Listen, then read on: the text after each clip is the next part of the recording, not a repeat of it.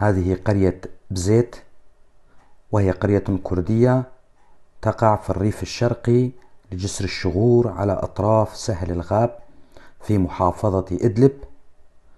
يبلغ عدد سكانها حوالي 3000 شخص، كلهم كرد، يشتغلون بالزراعة وتربية الحيوانات.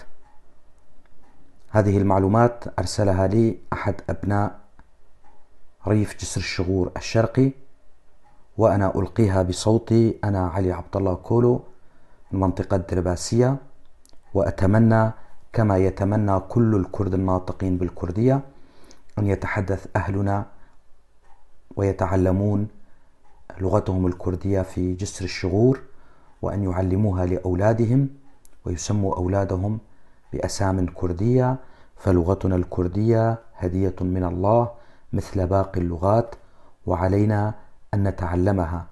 دمتم أهلنا في جسر الشغور.